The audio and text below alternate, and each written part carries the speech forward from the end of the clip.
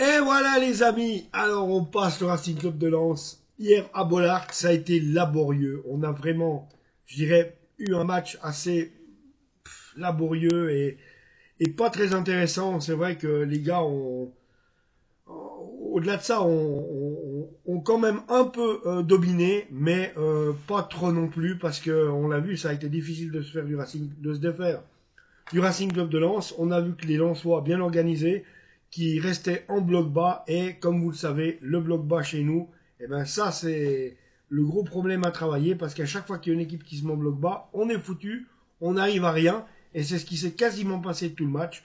Preuve sans faux, le résultat final de un partout.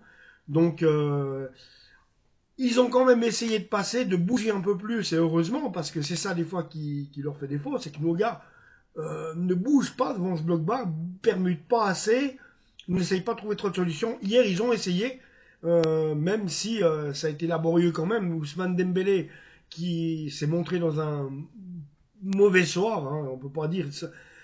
Il a fait un mauvais match et heureusement il l'a bien terminé parce que c'est lui qui tire un des derniers pénaltys. Il le marque et heureusement parce que là je crois que c'était fini. Je crois qu'on on l'aurait plus voulu, mais alors du tout. Et puis voilà quoi, c'est ça le hic du hic. Donc Ousmane Dembélé qui a quand même bien fini sa soirée, heureusement. Et la soirée se finit bien pour nous parce qu'on se qualifie, parce qu'on on balance. Donc voilà, on est tranquille. Mais c'est vrai que une fois de plus, on a galéré contre cette équipe du Racing Club de Lens. Bon, on savait que ça allait être difficile. Personnellement, je m'y étais attendu. Dans la journée, j'ai bien sûr pensé au match et je me disais que ça allait être dur et heureux. Et preuve sans faux. C'est clair. Si on connaît un tant soit peu le foot, on allait bien se douter que ce match-là, ça allait pas être une partie de plaisir, ni pour les uns ni pour les autres. Donc voilà. Et heureusement, il y a deux, trois fois où Safonov s'est illustré, puis on va parler de Safonov. Il a arrêté deux pénaltys, le garçon. Il a arrêté deux pénaltys. Donc, voilà, on découvre. Moi, je savais pas ce que c'était Safonov au penalty. Maintenant, je le sais.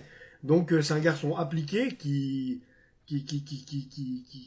a la tête bien sur les épaules lorsqu'il est dans ses buts. Et il est très réaliste. Ça lui permet de faire deux arrêts magnifiques hier. Voilà. Rien de plus. Donc, il n'y a pas grand-chose à dire de plus que ça. Bon, ne serait-ce que, bon, bah oui, si on veut parler un peu du jeu, ben ouais, bah forcément, un Paris Saint-Germain qui n'arrive pas à casser des lignes, Fabien Ruiz toujours aussi nul, il faudra vraiment que ce garçon s'en aille. Et je reste pas convaincu par des gens, même si des fois il joue bien, des gens comme Vitinha, bon bah Gonzalo Ramos égalise, mais des fois Vitinha et Gonzalo Ramos ne me c'est pas le genre de joueur que je kiffe, ces deux-là. Et puis c'est pour ça que ça m'embête un peu quand je vois que le Paris Saint-Germain avance pas. Et je me dis, mais on serait mieux avec d'autres joueurs. Et ouais, c'est vraiment dommage quand t'as des gars comme Milinkovic, Savic, qui ont préféré aller en Arabie Saoudite que de venir au PSG. Et il n'y a pas que lui, hein. Donc c'est là que c'est un petit peu, c'est désolant. Donc voilà. Maintenant, ce qu'il faut faire, ben voilà, quand c'est comme ça, il faut vraiment trouver une solution pour essayer de percer les blocs bas. Mais c'est vrai que j'ai lu un commentaire hier pendant le live que je regardais sur l'immigré parisien en suivant le match. Me disait, mais c'est vrai, il y a quelqu'un qui a dit Neymar avait la folie, trouvait la folie dans un bloc bas de faire des dingueries au milieu de la défense et de trouver des solutions, soit de frapper, de marquer un but, soit quand même de donner le ballon. Bon, ça n'a pas toujours été comme ça. Neymar a été très, très mauvais sur la dernière année, sur les 2 dernières années. Ça n'a pas été ça. Hein. Globalement, le passage de Neymar, il a été sympa 6 mois, une année. Après, c'était la cata. On va quand même être clair. En tout cas, pour moi, c'est tout ce que ça me reste avec le recul. Voilà, c'est tout. Bon, on n'a même plus besoin d'en parler. Il ne fait plus partie du club. Il n'est plus là. Donc j'espère que maintenant, le mercato va ouvrir et qu'il faut absolument renforcer cette équipe du PSG. Ne serait-ce que pour pouvoir envisager quand même d'avoir des joueurs susceptibles de faire peur à City au mois de janvier, là. C'est important. C'est important. Parce que, voilà, il nous reste une solution. Il faut battre Stuttgart, il faut battre City pour la Ligue des Champions. Donc voilà, renforcez-moi cette équipe comme il faut. On sait bien que Luis Enrique se fout d'avoir un 9, mais il faudrait un numéro 9, il faut un avant-centre.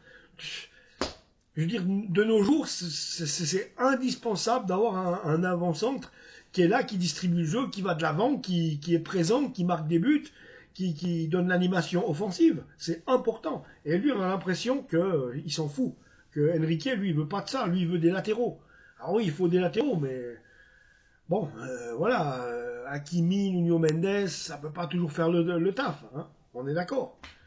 Donc voilà, il faut quelque chose de plus. Hakimi, s'il pouvait se retenir, s'il pouvait s'appuyer sur un numéro 9 devant, il aurait plus tendance à donner de bons ballons qui seraient décisifs, et lui d'en recevoir sur son côté s'il pouvait monter. Parce que forcément, s'il y a un numéro 9, Hakimi est servi aussi sur son côté et peut mieux servir ou frapper. Donc c'est là que ça devient important d'avoir une cohérence d'équipe. Là, il nous manque des pièces.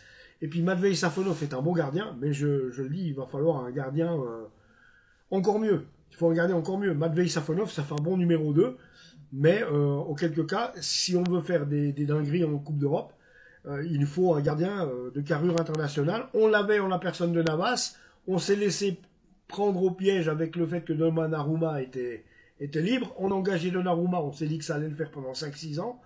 Et à l'arrivée, Donnarumma, c'est décevant depuis 2 ans. Depuis 2 ans, c'est décevant aussi. Donc, bah voilà quoi. Il fait plus une sortie sans être hésitant. Jeu au pied, il est pas bon. Voilà, il a perdu, on va dire. Il est loin du Didio Donnarumma qu'on a connu, qui a gagné l'Euro avec l'Italie. Mais enfin voilà quoi, c'est celui-là qu'il nous faudrait. Donc c'est pour ça que je dis qu'il faudrait un gardien de but international. Bon les amis, voilà. Je vais m'arrêter là. Je vais vous faire des vidéos pendant Noël, entre Noël et Nouvel An, c'est clair, même des lives. Donc, joyeux Noël à tous, hein, puisqu'on y est, hein, c'est demain le 24 décembre. Joyeux Noël à tous, je vous embrasse, abonnez-vous à la chaîne et on se retrouve tout bientôt. Ciao.